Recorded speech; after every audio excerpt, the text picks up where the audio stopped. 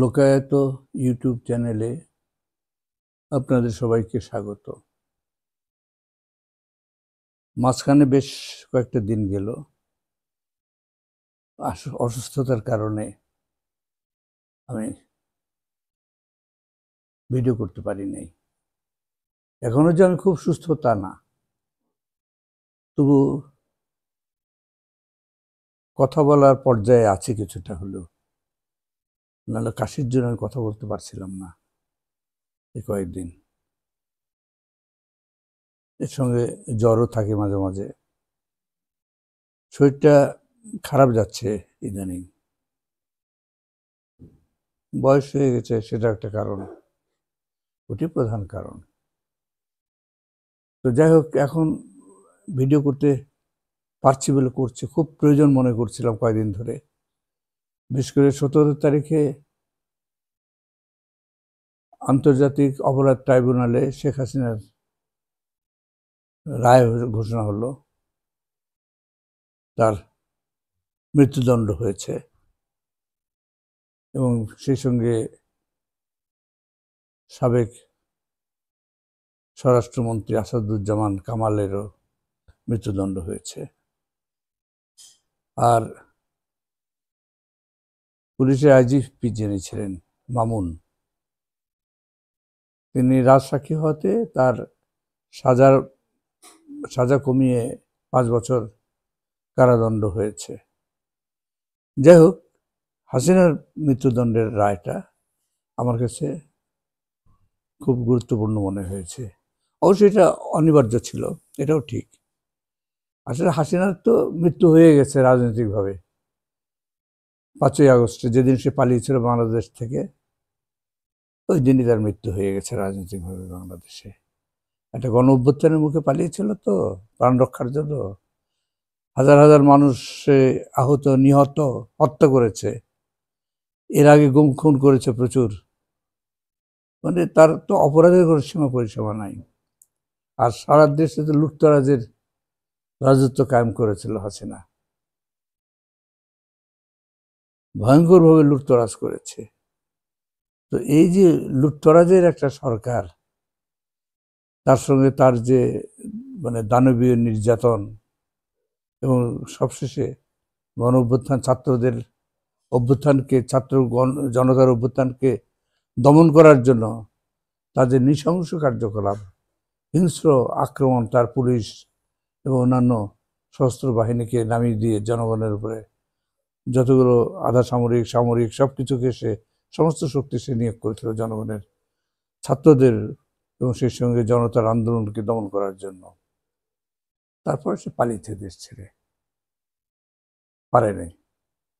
নিরস্ত্র ছাত্রদের কাছেই তাকে পরাজিত হয়ে প্রাণ নিয়ে পালাতে হয়েছে দেশ থেকে, এবং আশ্রয় নিতে হয়েছে তার খাঁটি যে আসল জায়গা যেটা, সেখানে বিদ্যমান যে ভারত রাষ্ট্রের আশ্রয় নিতে গিয়ে তাকে ভারতে পালাতে হয়েছে।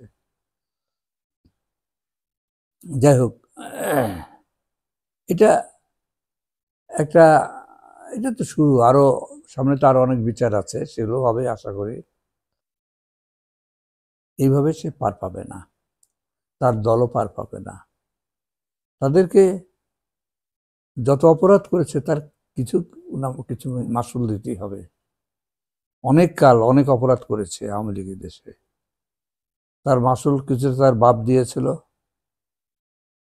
আর তার মেয়ে দিচ্ছে, আরো দিবে সামনে।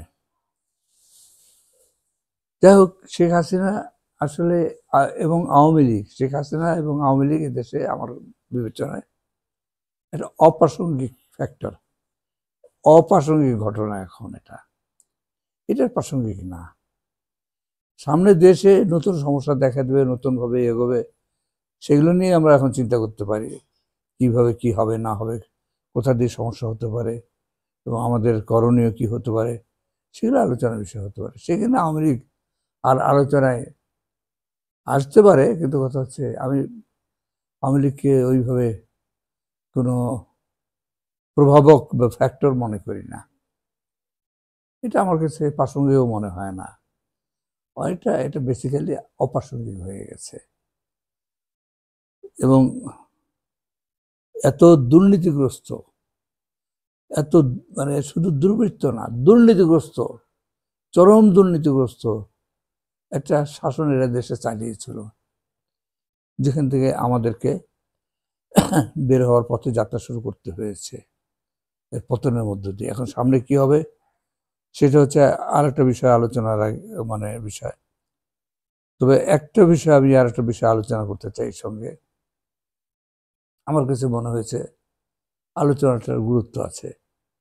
17 তারিখে হাসিনার রায় যেদিন ঘোষণা হলো আন্তর্জাতিক অপরাধ ট্রাইব্যুনালে, ওই দিন বিকালে বা সন্ধ্যার দিকে আমি ভিডিও দেখতে গিয়ে দেখলাম একটা ইমরান বশির, মুক্তমনা হিসেবে পরিচিত ইমরান বশিরের খুব অল্প বয়স্ক তরুণ, বলতে গেলে আমার কাছে, বলতে গেলে নয়, তরুণ মনে হয়, খুবই অল্প বয়স্ক, এবং তার বাচনভঙ্গি এগুলো আমার কাছে ভালোই মনে হয়, আকর্ষণীয়। তো তার ইমরান বশির এই চ্যানেলে, এই নামে তার চ্যানেল মুফতি ইমরান বশির, সেখানে একটা ভিডিও কনফারেন্সই বলবো, অনেকেই সেখানে অংশ নিয়েছিল। ওটা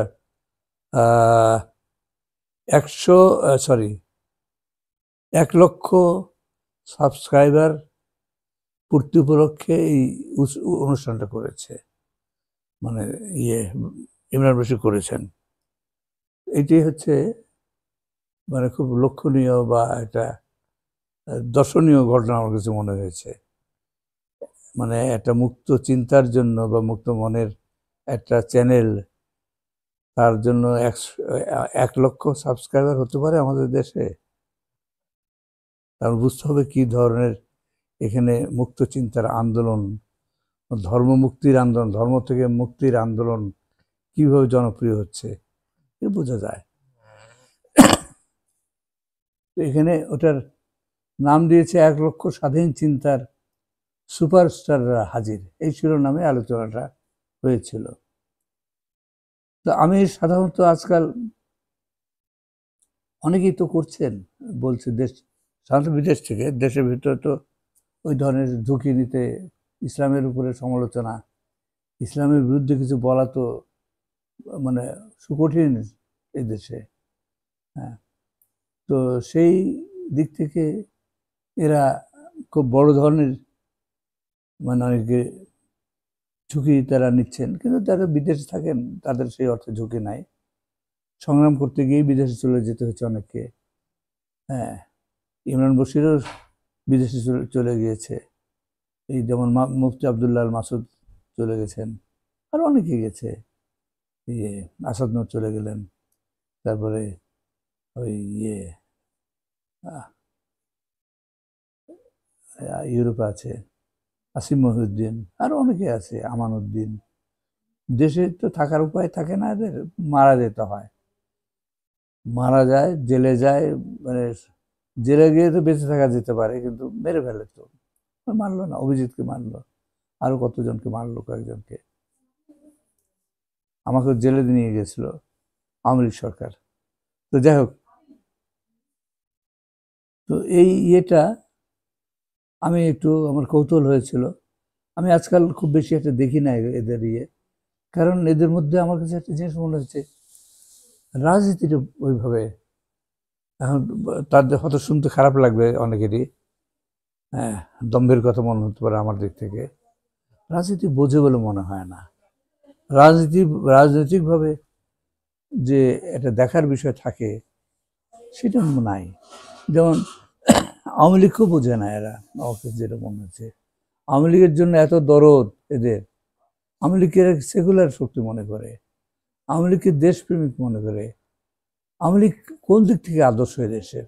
হ্যাঁ, এদের সম্পর্কে এদের নেতা শেখ মুজিব বলেছিল যে সবাই পায় সোনার খনি, আমি পেয়েছি চোরের খনি। আসলে চোরের খনি সে পায়নি, শুধু বানিয়েছিল।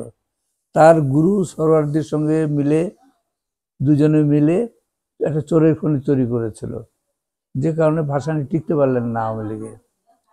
আওয়ামী লীগ তো ভাসানীর গোড়া, সেখান থেকে তিনি বহিষ্কৃত হয়েছিলেন, পরে ন্যাপ করলেন। এই চোরের খনির হাত থেকে মানে নিজের সত্তাকে রক্ষা করার জন্য তাকে বেরিয়ে যেতে হয়েছিল আওয়ামী লীগ থেকে। এই হচ্ছে আওয়ামী লীগ, এই হলো আওয়ামী লীগের ইতিহাস। এইটাও যদি কেউ খোঁজ না রাখে, এরা মানে ইসলামকে বুঝবে, ইসলামের বিরুদ্ধে লড়াই করবে, ইসলাম কি ধরনের ধর্ম এটা কি এদের জানা নাই? ইসলাম তো আপাত মস্তক, এটা রাজনৈতিক ধর্ম, আপাত মস্তক রাজনৈতিক ধর্ম। পৃথিবীর বৃহৎ কোন ধর্ম আছে যেটা রাজনৈতিক না? সব রাজনৈতিক।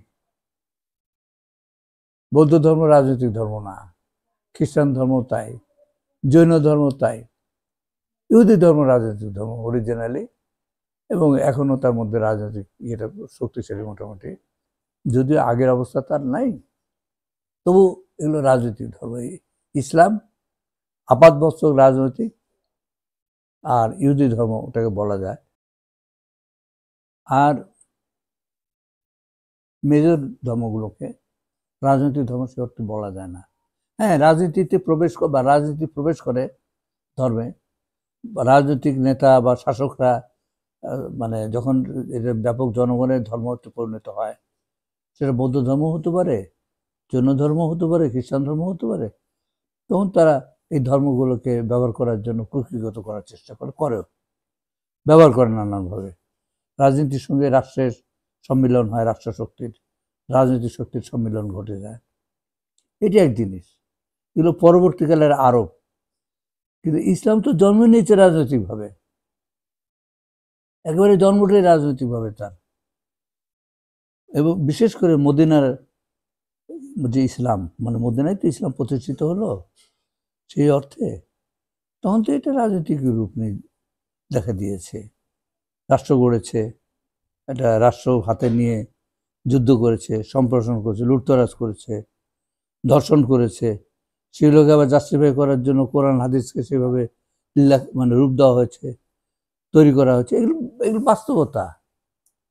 তো এইগুলো যারা বুঝবে না, তারা এই রাজনৈতিক দিকটা ইসলামে যদি না বোঝে, তারা ইসলামকে ফাইট করবে কি করে?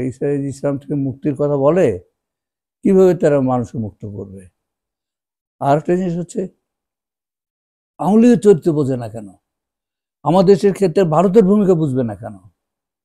ভারতকে এখানে ওই ধরনের কোনো মুক্ত চিন্তা চায়? মুক্ত নিজের সমাজে কি মুক্ত চিন্তার চর্চা করছে? তারা করতে চায় এই সরকার, ভারতের যে সরকার আছে বা যারা এখন পরিচালনা করছে, তারা তো ভারতের জনগণের পশ্চাৎপদতা, ধর্মান্ধতা এগুলোকে ব্যবহার করে। একই ঘটনা আমাদের এখানে আরো বেশি, কারণ ইসলাম তো রাজনৈতিক ধর্ম, হিন্দু ধর্ম সেই অর্থে রাজনৈতিক না। রাজনীতির সঙ্গে তার সংমিশ্রণ ঘটতে পারে, সংশ্লেষ ঘটতে পারে, সহাবস্থান ঘটতে পারে, এক ধরনের সমন্বয়। কিন্তু ইসলাম তো নিজেই একটা রাজনীতি, ধর্মটাই রাজনৈতিক ধর্ম। তো সেইখানে ইসলামের সমস্যা বুঝতে গেলে তো রাজনৈতিক সমস্যা বুঝতে হবে। এই দেশে যে শাসক শ্রেণী গড়ে উঠেছে ইসলামকে ব্যবহার করে, 47 থেকে এদের যাত্রা, তারও আগে কিছুটা ছিল, ব্রিটিশ আসার পরে সেটা স্থীমিত হয়েছিল। অর্থাৎ বিদেশ থেকে যারা বহিরাগত আক্রমণকারী ছিল, ওই দখলদার ছিল, মোহাম্মদ বিন বখতিয়ার খালজি, এবং তার পরবর্তীকালে যারা এখানে শাসন ক্ষমতা, রাষ্ট্র ক্ষমতা দখল করে ইসলাম প্রসার করেছে, প্রতিষ্ঠা করেছে, তারা তো জবরদস্তি করেই তো ছিল, এবং জবরদস্তির মধ্যেই তারা নিজেদের বিকাশ ঘটিয়েছে, লুণ্ঠন করেছে। এখন তাদের ব্রিটিশ আসার পরে ওইটা স্থিমিত হয়েছিল, কিন্তু ব্রিটিশ আবার যখন গেল 47 সালে, ভারত ভাগ, বাংলা ভাগ করে দিয়ে গেল, ধর্মের ভিত্তিতে পাকিস্তান প্রতিষ্ঠার প্রতি সমর্থন দিয়ে ব্রিটিশ চলে গেল। অর্থাৎ পাকিস্তান প্রতিষ্ঠার পর থেকে যদি আমরা দেখি, সেখানে তারপর থেকে এখানে তো ধর্মকে ব্যবহার করে মুসলিম মধ্যবিত্তের শাসক শ্রেণী, নতুন শাসক শ্রেণীর উত্থান ঘটেছে নতুনভাবে। তো এগুলো তো বোঝার ব্যাপার আছে। আমরা তো সেই নব উত্থিত মুসলমান সমাজের মধ্য থেকে হিন্দু বিতরণের মধ্য দিয়ে সাম্প্রদায়িকতার মধ্য দিয়ে যে নতুন শাসক শ্রেণী গড়ে উঠছে, আওয়ামী লীগ তো তাদের প্রতিনিধি। প্রথমে মুসলিম লীগ ছিল, পরে এরা আওয়ামী লীগ হয়ে গেছিল। মুসলিম লীগ নাই, মুসলিম লীগ পুরোটাই আওয়ামী লীগ হয়ে গেছে। এটা হচ্ছে সাপের খোলস পরিবর্তন। সাপ যেমন খোলস পরিবর্তন করে, পুরাতন হয়ে গেলে পুরাতন খোলস বাদ দিয়ে নতুন খোলস নেয়, নতুন চামড়া নেয়, কিন্তু সাপ তো অপরিবর্তিত থাকে। আওয়ামী লীগ তাই। মুসলিম লীগ হচ্ছে তার আগের সত্তা, মুসলিম লীগ থেকে আওয়ামী লীগ হচ্ছে, খোলস পরিবর্তন করে, জিনিস একই। তো এগুলো এই মুক্ত চিন্তকরা বোঝে। আমি ভিডিও কনফারেন্স বা বিভিন্ন ধরনের আলোচনা শুনছিলাম, শেষ পর্যন্ত খুব একটা ধৈর্য থাকে না, তবু অনেকক্ষণ শুনেছিলাম। এটা মানে আমার কাছে খুব দুঃখ লাগে, এরা রাজনীতির সমস্যাগুলো একেবারে বোঝে না। আওয়ামী লীগের প্রতি এত অন্ধত্ব কেন? কেন এরা কি চারদিকে এদের উপরে কি আঘাত পড়ে না? নাকি বিদেশে সামাজিক কারণে পালিয়েছে বা গেছে, গিয়ে একটা কিছু করতে হয়, সেই জন্যই তারা ওই ধর্ম সম্পর্কে বলে, ইসলাম সম্পর্কে বলে, নাকি আর কিসের জন্য? ভেতরে তাড়না থাকবে না, বোঝার ইয়ে থাকবে না? এতগুলো মানুষকে যে আওয়ামী লীগের সময় মারা হলো, ঠিক আছে, সব বাদ দেওয়া যাক, আমার ঘটনার কি কোনো মূল্য নাই নাকি? আমি একটা প্রতিষ্ঠান তৈরি করেছিলাম, বদ্বীপ প্রকাশন, 2001-2-এর দিকে। 2002-এ আমি ওই রেজিস্ট্রেশনটা করেছিলাম, 2001-এ দোকান নিয়ে মানে শুরুটা করেছিলাম। সেখান থেকে বিভিন্ন বই বের করেছি, ইসলামের উপরে করেছি, সমাজতত্ত্বের উপরে করেছি, ইতিহাসের উপরে করেছি, বিভিন্ন রাজনীতির উপরে, বিভিন্ন বিষয়ের উপরে আমি বই বের করেছিলাম সেখান থেকে, আমার এবং অন্যদেরও। যেমন জিহাদ, বিখ্যাত বই, এটা ইসলামিক জিহাদের বাংলা অনুবাদ করেছিলাম। এবং অনেক অনুবাদ মানে গ্রন্থ আরও ছিল। ইসলাম বিতর্ক নামে একটা অনুবাদ সংকলন, বিভিন্ন ইসলামের উপরে বিভিন্ন মানে বিদেশ ইংরেজি ভাষার প্রবন্ধ, এগুলোর বাংলা অনুবাদ করে বদ্বীপ প্রকাশন থেকে প্রকাশ করেছিলাম।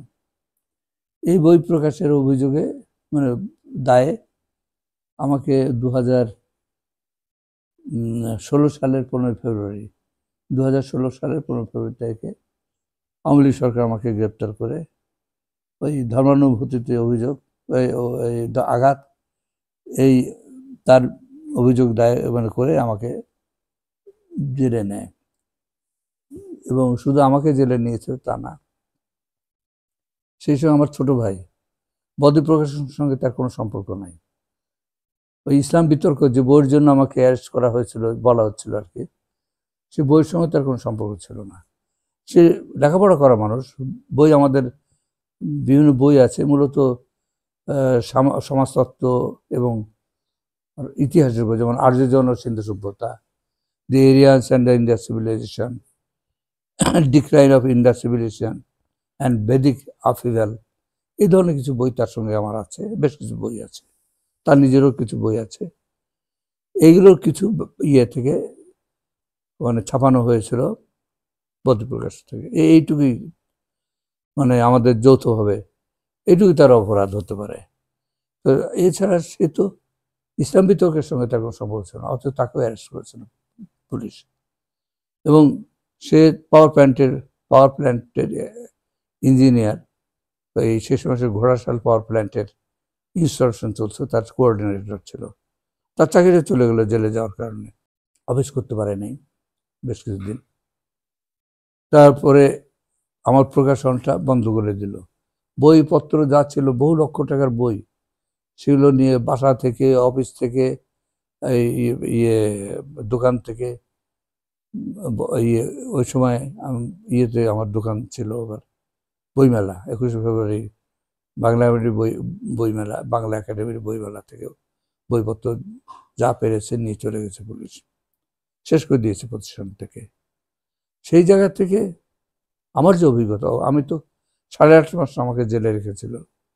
তারপর মামলা চলেছে অনেকদিন পর্যন্ত, মামলা 16 থেকে 19-20 সম্ভবত 20 সালের জানুয়ারি মাসে মামলা শেষ হয় এবং খালাস পাই আর কি। তো যাই হোক, এই আওয়ামী লীগ এই হচ্ছে সেগুলো। আমার কম্পিউটার, নতুন একটা কম্পিউটার ছিল, সেটা পর্যন্ত পুলিশ লুট করে নিয়ে গেছে, এরা পাইনি, কোনোটাই পাইনি, বইপত্র পাইনি, যেমন মোবাইল, কম্পিউটার, আরও যা ছিল আমার ঘরে বাসায় যা ছিল, পুলিশ যেগুলো আর কি তাদের কাজে লাগবে বা সুবিধা হবে বা বিক্রি করে টাকা পাবে, যেটাই হোক, এটা মনে করছে নিয়ে চলে গেছে। তো এ হলো আওয়ামী লীগ। এখন আমাকে এই সমস্ত মুক্তমনা নাম নিয়ে যারা বক্তব্য দেয়, তারা যে আমাকে আওয়ামী লীগকে বলে মুক্তমনার অনুকূল শক্তি, আওয়ামী লীগকে বলে সেকুলার শক্তি, আমার কাছে সেটা কি হাস্যকর মনে হবে না? এবং এই লোকগুলো নিজেকে আমার কাছে তা হাস্যাস্পদ করে নিজেদেরকে। এবং এরা অবলীলাক্রমে, এই আলোচনার সময় আমি অবাক হয়ে গেলাম, এই যে ভিডিও কনফারেন্সে বিভিন্ন জন যে বক্তব্যগুলো দিচ্ছিল, যে এত এই কারণে আমি এদের ইয়েটা আমি আজকাল কম শুনি। আগে যে আগ্রহ নেই শুনতাম, এগুলো আমি শুনি না এখন। এই যে রাজনীতি বোঝে না, রাজনীতি চিন্তা করে না, আওয়ামী লীগকে মনে করে প্রগতিশীল শক্তি, কি মনে করে, কেন মনে করে, কিসের জন্য? ভারত এদেরকে কি দিয়েছে? ভারত তো এই যে কয়দিন হয়তো অ্যারেস্ট করলো পশ্চিমবঙ্গ পুলিশ মুফতি আবদুল্লাহ আল মাসুদকে, ভারতের ছিলেন ভদ্রলোক, তাকে অ্যারেস্ট করে নিয়ে গেছে।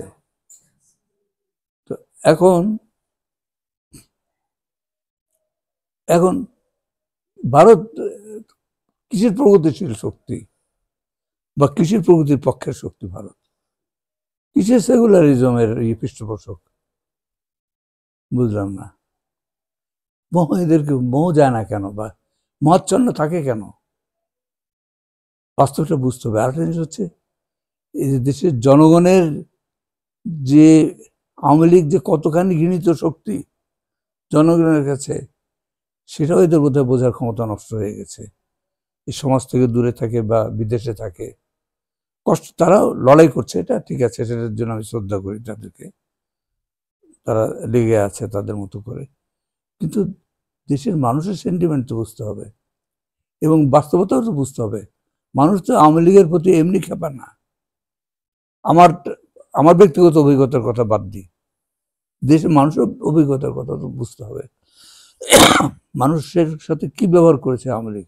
বর্গীর দল, লুটতরাজ করে বেরিয়েছে, দুর্নীতির সীমাহীন দুর্নীতি করেছে, দেশের টাকা লুট করেছে আর বিদেশে পাচার করেছে, কিন্তু কিছু এরা জানে না। তাহলে এই মুক্ত চিন্তক যে কয়জন আছে, আমি যাদের এই কয়েকজন তো দেখলাম, এই মুক্ত চিন্তকরা কোন অবস্থানে দাঁড়িয়ে ইসলামের সমালোচনা করছে বা ধর্মের সমালোচনা করে, নিজেদেরকে ধর্মমুক্ত বলে, কোন জায়গার উপর দাঁড়িয়ে? ওই জায়গাটা তো জনগণ বিরুদ্ধ যদি হয়ে যায়, তাহলে তো দাঁড়াতে পারবে না এরা বরং মুক্ত চিন্তার, মুক্ত চেতনার ক্ষতি করে এক অর্থে। কারণ ভুল জায়গাটাতে দাঁড়িয়ে তারা ধর্মের সমালোচনা করছে, ভুল জায়গায় দাঁড়িয়ে মানুষের আবেগের বিরুদ্ধে দাঁড়িয়ে। এত হত্যা করেছে আওয়ামী লীগের দেশে, নিরীহ মানুষ, নিরস্ত্র মানুষকে মেরেছে, এত অন্যায় করেছে, এত রক্তপাত ঘটিয়েছে, এত মানুষের চোখ নষ্ট করেছে, এত শত হাজার হাজার হাজার ছাত্র এবং জনতাকে আহত পঙ্গু করেছে। তারপরে এরা আওয়ামী লীগের প্রতি দুর্বলতা প্রকাশ করে এবং সেই সঙ্গে আওয়ামী লীগের পৃষ্ঠপোষক ভারত এদের কাছে প্রগতিশীল হয় কিভাবে? জানি না। এগুলো আমার এই বলায় কোনো কাজ হবে কিনা, তো আমার দুঃখ লাগে। বিশেষ আমার দুঃখ লেগেছে ইমরান বশিরের গেল, তার বাচনভঙ্গি, তার এই যে ধর্মের প্রশ্নে তার যে আলোচনা, আমার কাছে ভালোই লেগেছিল, ভালো লাগে। অনেকগুলো শুনেছি, বেশ সম্ভাবনা মনে হয় আমার কাছে, তাকে মনে হয়েছিল। কিন্তু যে ধারায় গিয়ে এসে ঢুকেছে, আমার তার থাকবে না। এই মানে যে জনপ্রিয়তা নিয়ে আসে, এটা থাকার কারণে আমি দেখি না, থাকবে না। স্রোতের বিরুদ্ধে যাওয়া ভালো, কিন্তু একেবারেই যে স্রোত মানে জনগণের মুক্তির সঙ্গে সম্পর্কিত, যে স্রোতে মানুষের মুক্তির আকাঙ্ক্ষা বাংময় হয়, সেই স্রোতের বিরুদ্ধে দাঁড়ানো যায় না। এরা ধর্মের বিরুদ্ধে দাঁড়াচ্ছে, ঠিক আছে, ধর্মের অনেক ক্ষতিকর দিক আছে, সেদিক থেকে আমরা নিশ্চয়ই গুরুত্ব দিয়ে বিবেচনা করব তাদের বক্তব্যকে, তাদের চিন্তাধারাকে। কিন্তু এটা যদি আওয়ামী লীগের পক্ষে যায়, ভারতের পররাষ্ট্র নীতির পক্ষে যায় অন্ধভাবে, তাহলে তো বিশেষ করে আওয়ামী লীগের পক্ষে গেলে এরা নিজেদের জায়গাটাকে হারাবে, মর্যাদার জায়গা থাকবে না, গ্রহণযোগ্যতার জায়গা থাকবে না। তারা ভালো কথা বললেও মানুষেরা শুনতে চাইবে না, এটা হচ্ছে বাস্তব কথা। যাই হোক, আমার যেটুকু বলার প্রয়োজন মনে করেছিলাম বললাম। এসব কথার মূল্য তাদের কাছে কতটা থাকবে হবে আমি জানি না। আমি দেখেছি আসলে বলেও অনেক কিছু হয় না। এগুলো বলেছি, আমি ব্যক্তিগত আলোচনার পর্যায়ে যাব না। কাউকে আমি অনেক আগে আমি সতর্ক করেছিলাম, বলছিলাম যে এইটা হওয়া উচিত না, এইভাবে বলা উচিত না, এতে ক্ষতি হবে, এতে তো কিছু করতে পারবে না, লাভ হয়নি। আসলে কেন জানি না, ওইভাবে ইসলামের সম্পর্কে বলতে গেলে তো তাকে রাজনীতি, অর্থনীতি, সমাজ অনেক কিছু বুঝতে হবে, কিন্তু সমাজতত্ত্ব এটা বুঝতে হবে। না বুঝে লড়াই করা সম্ভব না। এই পশ্চাৎপদ মানুষদের পক্ষে ইসলাম থেকে মানুষকে মুক্ত করা অত সহজ না। এটা বিরাট লড়াই। এই লড়াই আমি করে আসছি দীর্ঘকাল ধরে।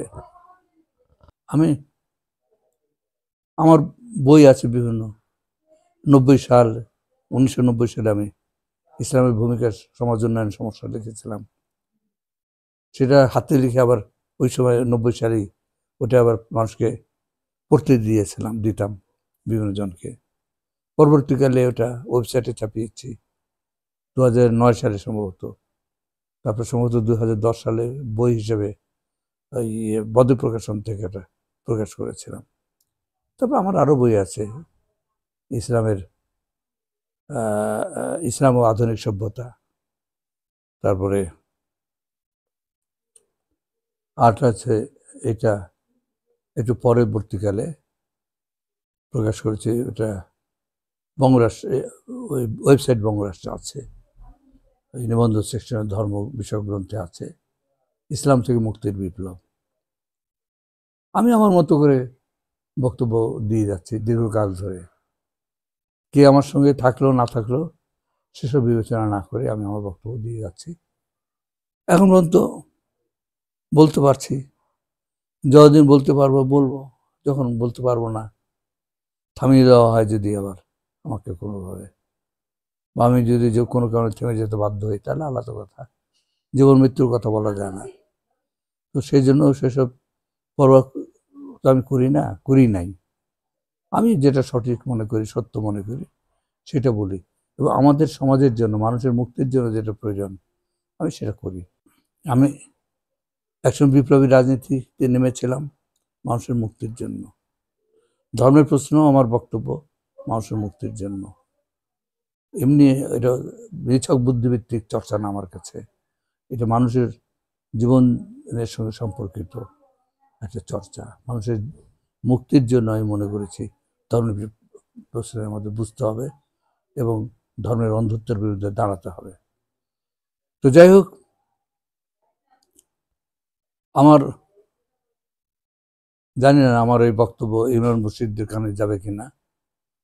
যদি তিনি শোনেন, আমি তাই একটু হয়তো বিবেচনা করবেন, জানি না।